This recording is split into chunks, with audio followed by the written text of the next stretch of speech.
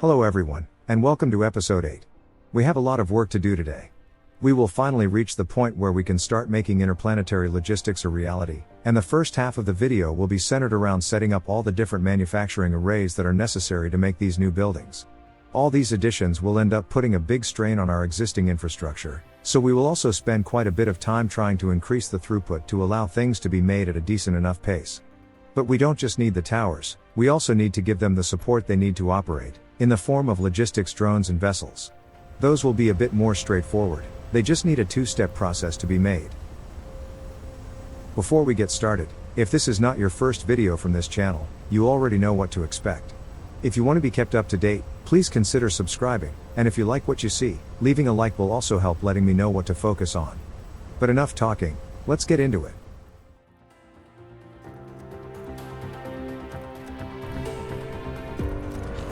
Just in time, the titanium alloy research is done. We will need these in quite big numbers if we ever plan on going interstellar on a large scale, so we should set this up first. They are made in a smelter, but unlike the other arrays, this one will require multiple inputs. To make the alloys, we will need titanium of course, but also steel, and some acid for good measure. Which is why I placed them here. We have the steel right next door, and the acid only needs to go through the old base, which is a bit less messy than the alternative. And as usual, we will just feed the titanium in from a bunch of boxes, which we fill up manually.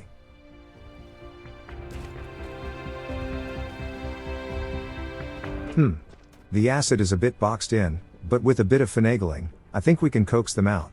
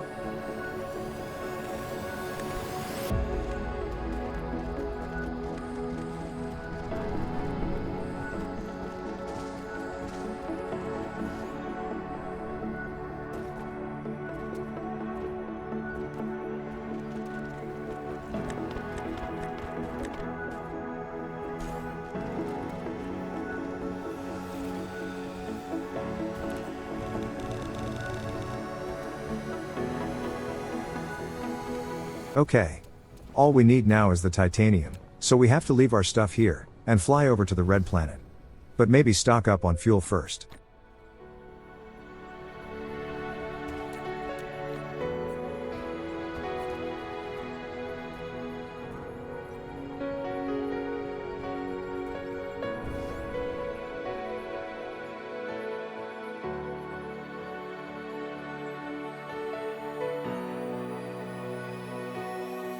After we are done with the interstellar production chain, we will also set up a small dark fog farm by the way. Since the last episode, I discovered that they not only drop resources, but soil too. To be honest, I don't give a hoot about the different components they leave behind, we can just make more of those as needed, but I am very interested in the soil. Not having to go on a leveling spree to get more will be a huge help.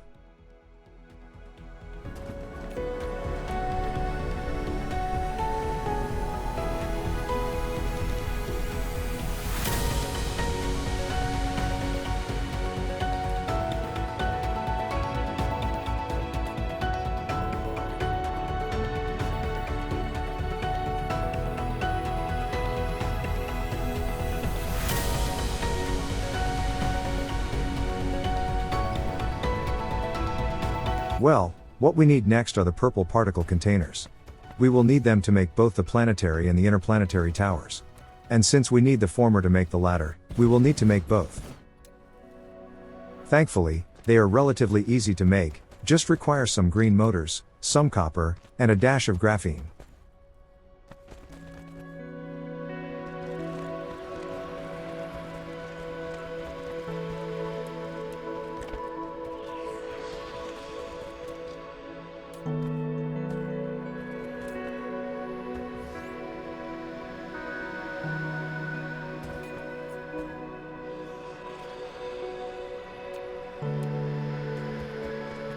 I don't know if it's just me, but was the build range increased recently?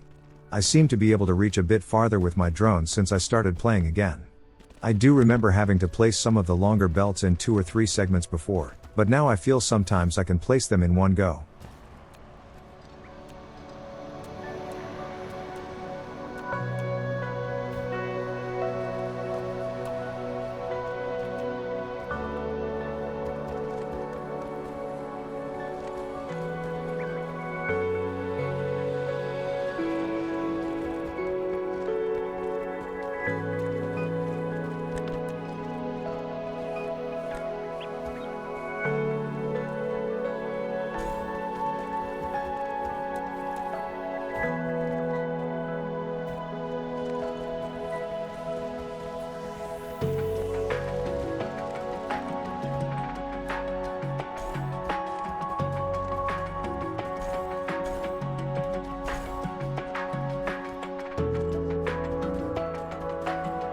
I can already tell that the green motors will be a pain later, so I went ahead and upgraded the array making them.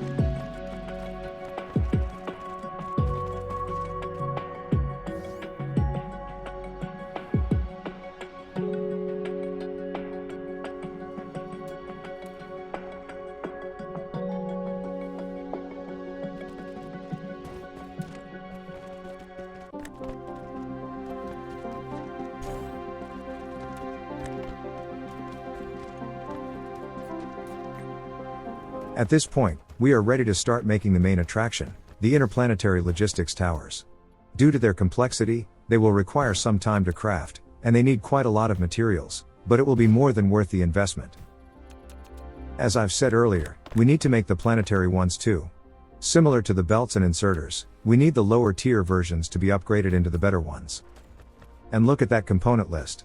We need steel, titanium, processors, and the particle containers, just for the planetary towers.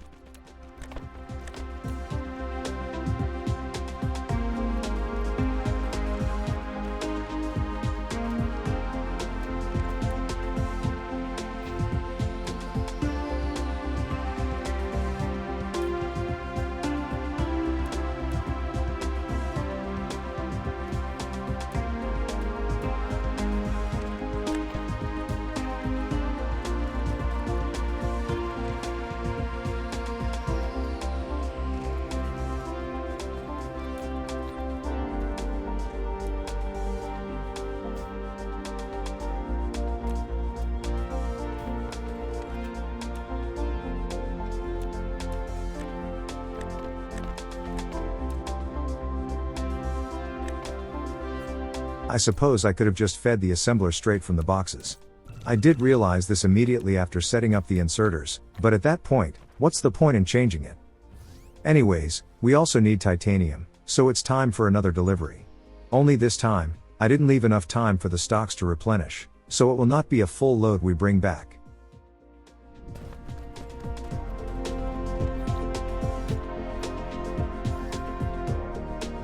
And this is where I was overzealous with the acceleration. I thought we could rely on the fuel rods we have in the mecha's generator, but I underestimated the gravitational pull of the ice giant, and we got flung right past our home planet. Our saving grace was those fuel rods, by the way. Without them, our power generation would have been way too low to make a relatively quick turnaround. So as I've said multiple times before, always have fuel at hand when you leave a planet, or you could end up in a world of hurt.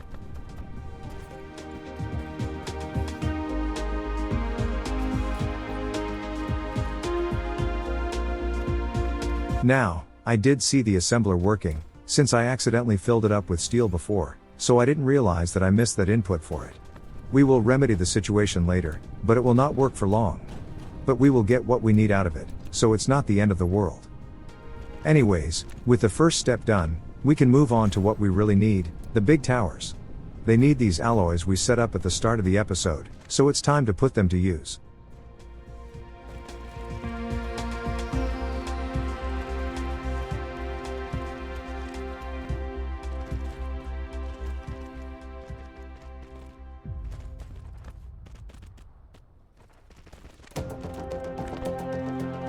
And that's about it. Thankfully, the upgrading only needs 3 components. But it's still a very expensive and lengthy process, so let's give it some time.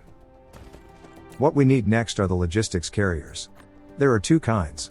Well, technically 3, but we are only interested in 2 at the moment. The drones, and the vessels. The drones operate on a single planet, and move things around, while the vessels are capable of flying through space between planets, and eventually, even between star systems. The special thing about their crafting chain is that they need special engines to be built. Small ones for the drones, and big ones for the vessels.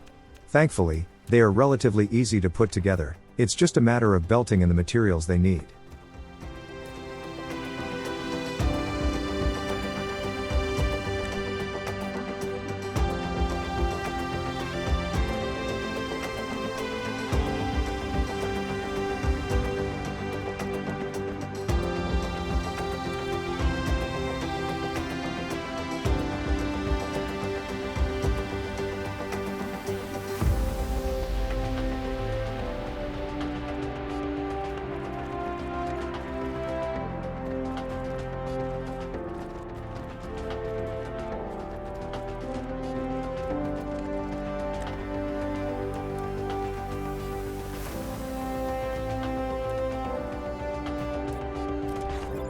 Nice, we have the battery chargers unlocked. I hear that they received a big boost recently, so they might be a better way of transporting power between planets now.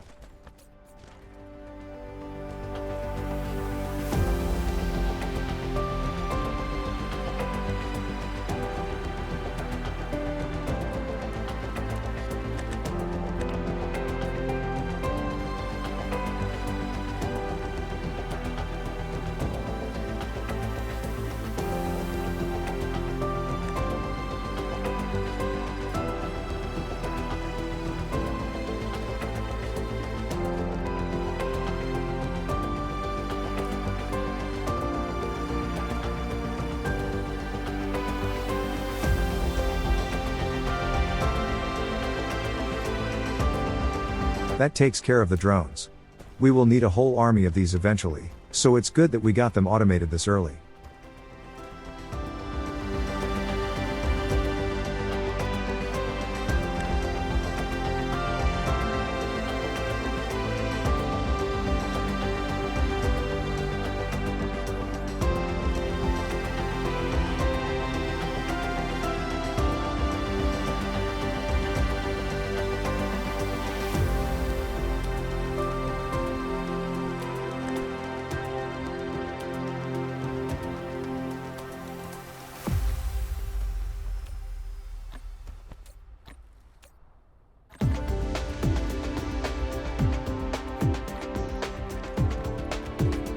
Okay, just need the processors, and we should be set for the vessels too.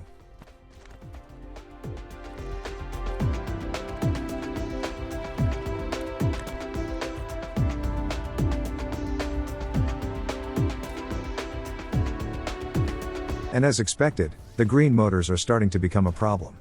They are the end result of a pretty lengthy production chain, so to make more, we will also need to upgrade all the preceding assembler arrays too. I don't like using Mark II assemblers, but we don't have the Mark IIIs just yet, so the green ones will have to do. They make the crafting process faster, so that is a possible way of upgrading the output. As always, if we are not making enough of something, we need to trace back the entire chain. The bottleneck for the green motors was the regular electric ones, but to make more of those, we need more magnetic coils. And those are starved of copper, so we need to upgrade the copper smelting setup. And as it turns out, the reason why we don't make enough of that is the lack of raw ores. So it's time to expand our mining efforts.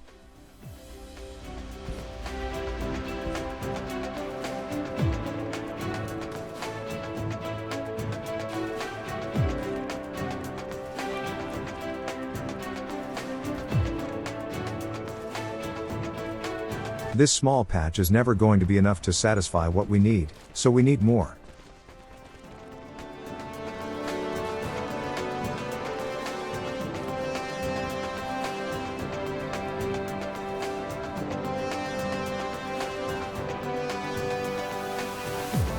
This deposit is a bit hemmed in by all the belts, but I think we can handle it.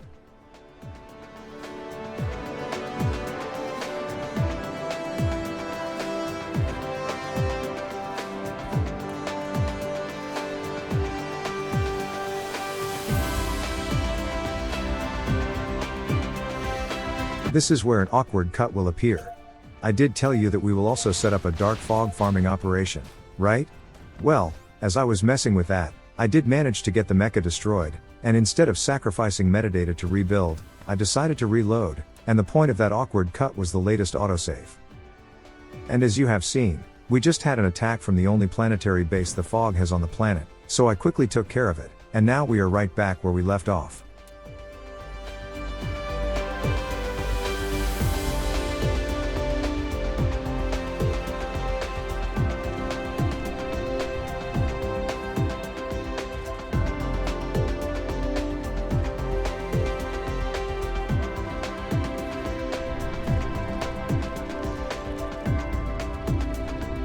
Okay, the copper should be flowing more abundantly now.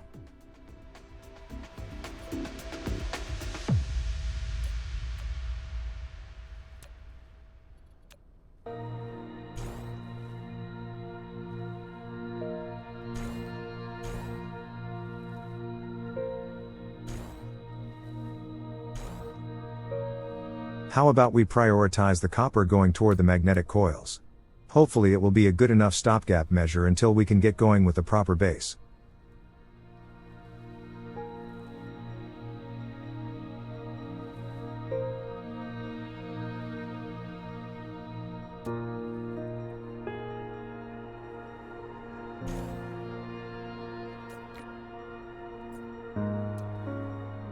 Well, I think it's time to set up that dark fog farming operation I talked about. And having been destroyed by that base before, I think we will not try to build the setup as the outpost is still operational. We will first raise it to the ground, build the turrets in peace, and we will let them rebuild once we're done.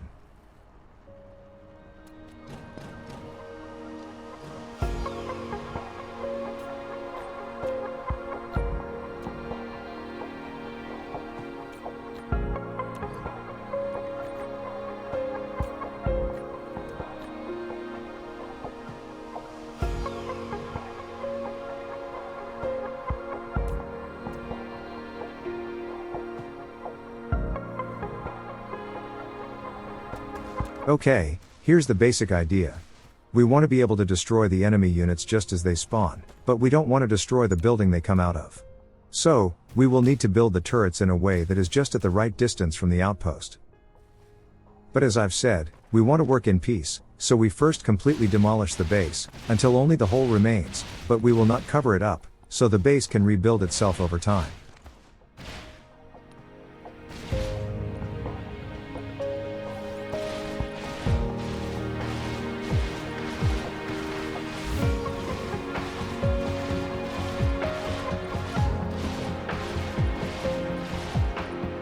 Alright. We have a destroyed dark fog outpost. We can start setting up the turrets. As I've said, just close enough to catch the spawning enemies, but far enough that we don't destroy the spawners. And since this will be a relatively long-term thing, I also built things in a way that can restock the turrets with ammo as needed. Basically, we just need to run a belt right through them, and they will pick the ammo up as they go by.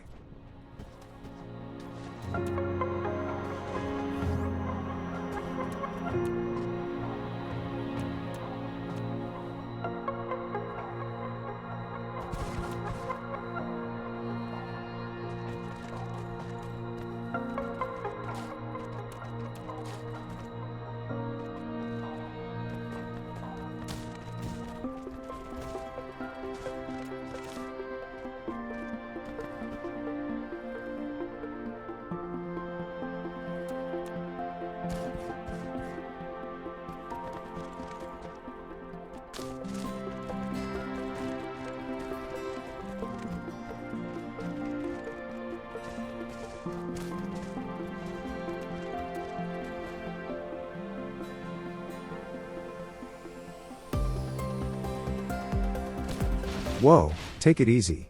The main structure is already rebuilt, so we might want to hurry up with the rest of the setup. Thankfully, we just need a couple wind turbines, and we are almost done. One thing is still missing though. A battle analysis base, or BABs for short. They are the things that will actually pick up the dropped loot.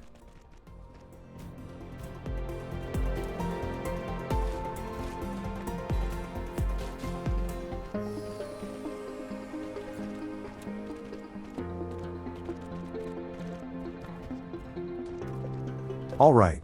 We have a full circle of ammo running around the base, constantly restocking the turrets, and we have a belt that feeds onto that belt, plugging the gaps as they appear.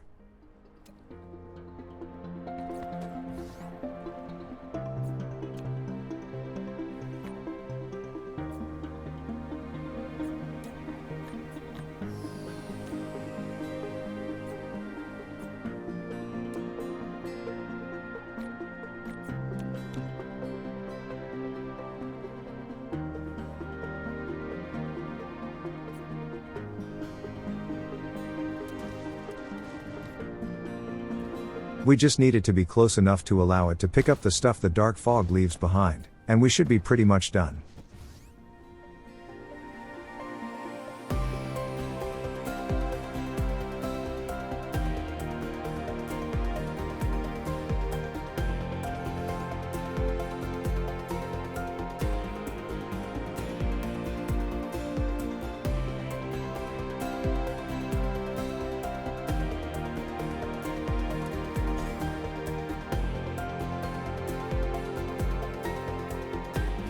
Well, the green motors are still nowhere near enough, so it's time to keep on expanding things until we do get what we need.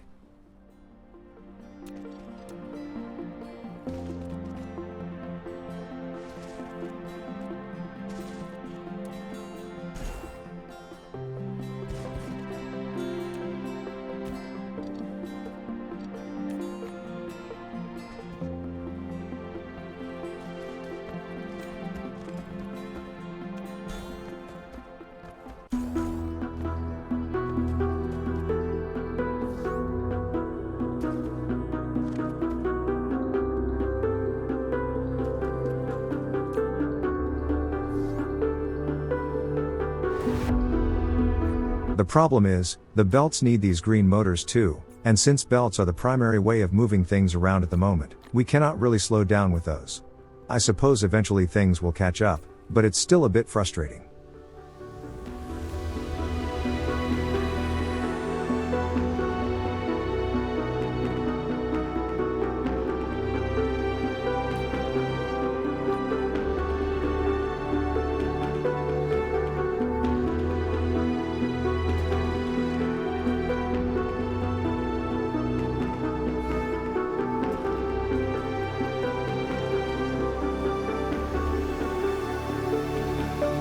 Well, there is still room next to the Tier 1 motors, so we can expand the production capacity there.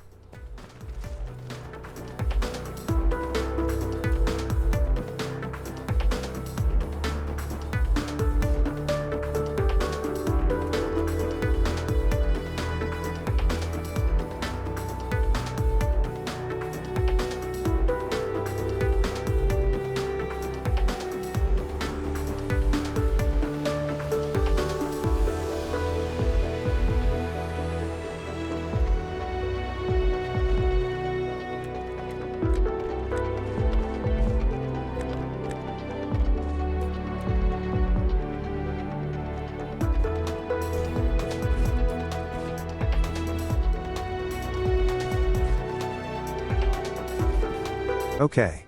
Technically, that's double the electric motor production, but of course we would need to upgrade everything behind it too in the chain, but it's a start.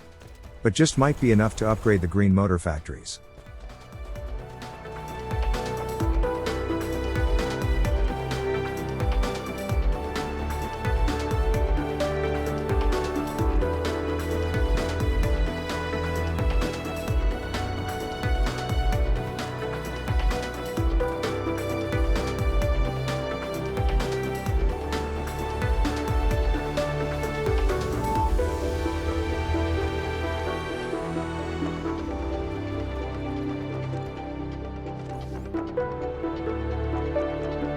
I think that's more vessels than we had before.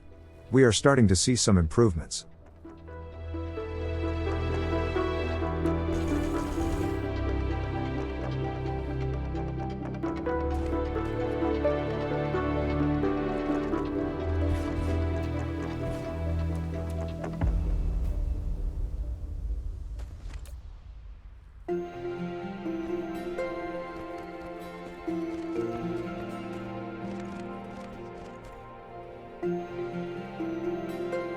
Okay, the gears are backing up.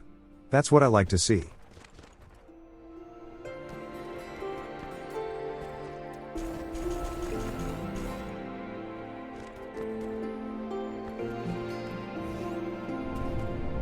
Well, we are a bit low on magnetic rings, but they are already running on a double smelting setup, so I don't think we can do much about it until we switch over to the final base building method.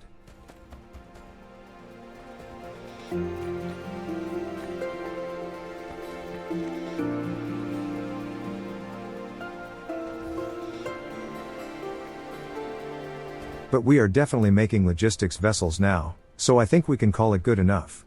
We only need 10 of them per tower anyways, so even if we end up making them at a slow pace, it should still be plenty until we can scale things up.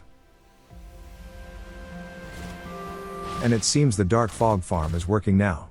As the enemies spawn, they get immediately annihilated by the turrets, and the Babs picks up the loot, including the soil that we so desperately need. I think that means we have everything we need for our first ever interplanetary logistics station.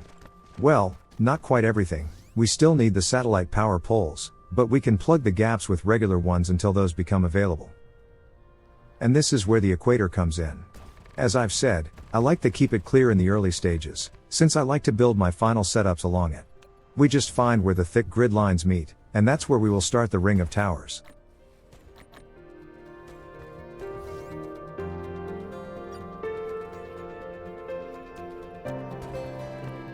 Look at the size of that thing.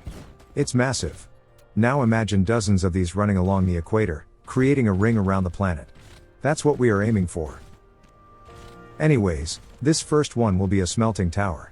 A while ago I did talk about how we can fit 30 smelters on a single blue belt, right? Well, this is where that number becomes important. We have 12 ports on these towers for belts, so we can create 6 inputs and 6 outputs. We can make smelters feed off of a belt on both sides, and then drop off the melted materials in the same fashion. Which means we can just alternate the incoming and outgoing belts on the ports. I also said that we have 5 resource slots on these towers. The smelting setups are very easy, we only need 2 of them, one for the raw ores, and one for the finished plates. We will set up filters on the outgoing belts later. Anyways, after telling the tower what resources it needs to deal with, we only needed to tell it how to handle them. We need to bring in the ores, so they were set to the demand setting, and we will send out the plates, so those were left on supply.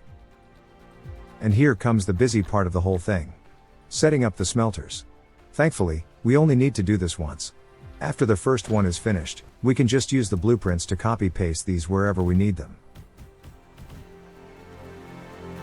Now, you might have noticed that 4 of the outer smelter lines are longer than the 2 in the middle. That is why I said that we need the satellite power poles later. They are the same size as the furnaces, and 2 of them are enough to completely cover 1/2 of the entire setup. So once those special power distributors become available, we will simply take out one furnace, and replace it with one of those power poles, resulting in the exact number of smelters we need.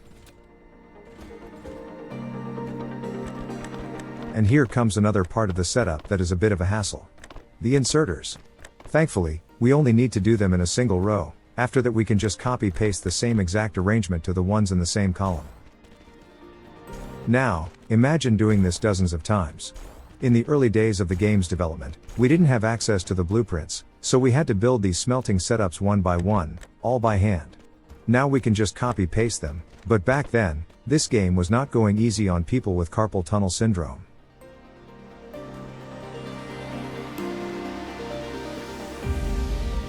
For some reason, the game didn't want to allow me to place the rotated versions of these inserter arrangements. Might need to look into it further. As I'm looking at the footage, things might get flipped around automatically as I go over the equator, but I cannot be certain without seeing the arrows on them, and for that we need power. For now I just redid the same setup on both sides.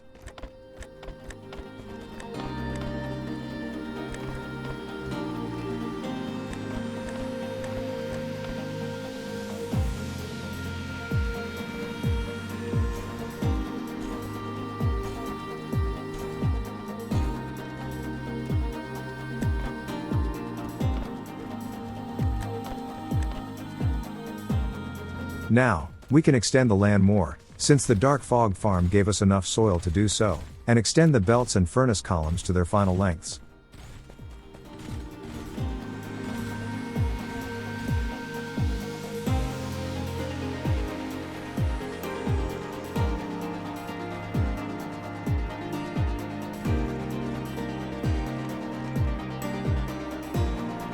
So, as I've said, we need 30 smelters per belt, and since we have both sides feeding off them, it means we need 15 per column.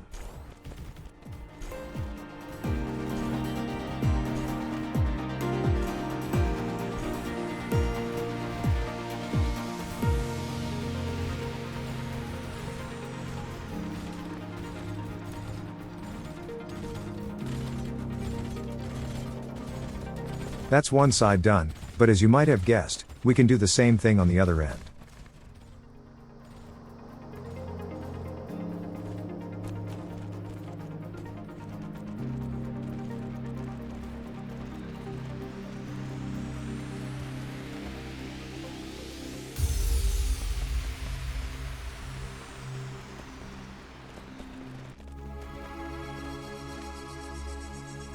Not quite long enough, we need a bit more.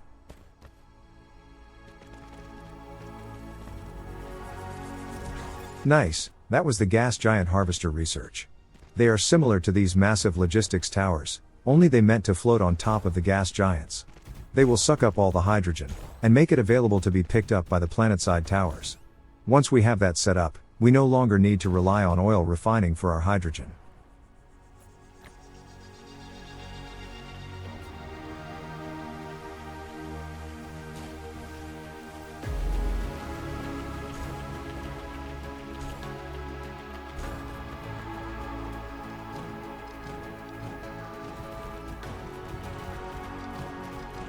And that, ladies and gentlemen, is pretty much it. My preferred endgame smelting setup. Apart from the missing satellite power poles, they are pretty much in their final form. A total of 180 smelters, all dedicated to producing a single resource, be it iron plates, magnetic rings, copper, glass, whatever. They are 100% efficient, and most importantly of all, they are perfectly repeatable around a planet.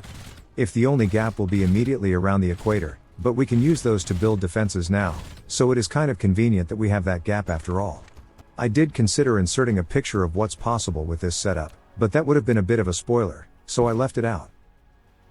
Now, I did destroy the ammo factory earlier, so we need a new one.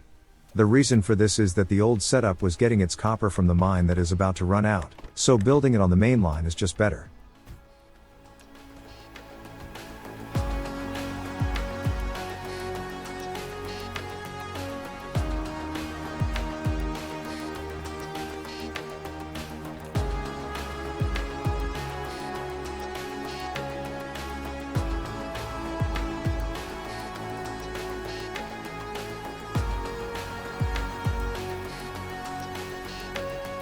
What I wanted to do next was the construction of a small iron mining operation, but with drones this time around, so we can use those to move the raw ore into the smelting tower.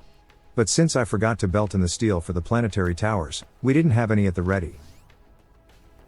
I mean, technically we could use an interplanetary tower temporarily, and just pick them up as the mines get depleted, but it just doesn't sit well with me, using those monoliths for such a menial task. A bit later, we will have access to the advanced miners, which can accept logistics drones, so they can pick up the ores right at the source, but we are not quite there yet, so we have to rely on some hub towers to distribute the ores around the place.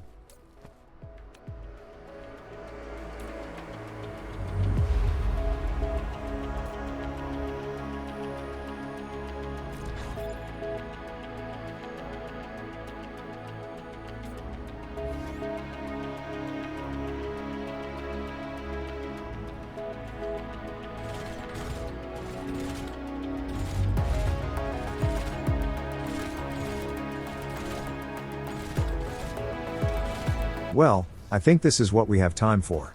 I ran a bit longer than usual. That unfortunate incident that required a reload meant that my timer was out of whack. But I think we did all right. We managed to automate the construction of not only the new logistics towers, but their fleet of vehicles too. Just a small head up about the drones and vessels, they are going to be very slow, and they will not be able to carry all that much in the early stages, so we will not be able to take full advantage of the capabilities of that smelting setup we just built. But as we progress through the upgrade research tree, we will unlock technologies that will make them faster, more spacious, and even give the vessels the capability to go interstellar. Eventually, we will have more than enough throughput to keep everything running at full capacity all the time. It's just going to take a while to reach that point. Anyways, if you haven't done it already, I'd love it if you subscribe to the channel, and leaving a like would also let me know that this video was worth making. If you feel that it was good enough, and you can afford it, please consider going to my Ko-fi page, which you can find in the description, and donate an amount that you feel is appropriate. And if you did like what you've seen, there should be links to some of my other videos and playlists on the screen. Thank you for your support, and I'll see you in the next one.